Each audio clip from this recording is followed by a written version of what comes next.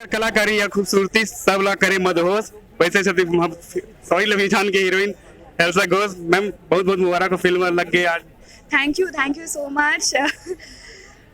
Ma'am जैसे अभी film अभी मैं देख के निकले बहुत बेहतरीन फिल्म लगी इसे और स्टोरी भी बहुत जबरदस्त है लव स्टोरी है नया स्टोरी है अन्य पिक्चर से कैसा अनुभव रही मैम आपके फिल्म के लिए बहुत बहुत अच्छा अनुभव रहा है। आज फिल्म रिलीज हो चुकी है और सब दर्शक मन इतने अच्छे रिस्पांस दे रहे हैं हमें। वन ऑफ देम तो ये खुद ही है, बहुत अच्छा लगा है इनको हमारा फिल्म देख के।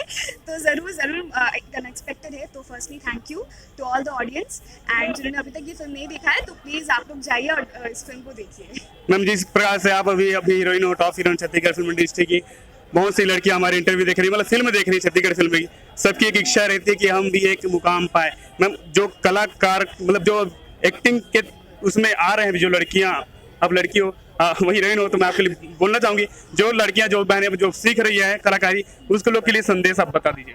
संदेश बिल्कुल ये एक ही है कि अपना जो गोल है उस पर आप कायम रखिए, फोकस रखिए।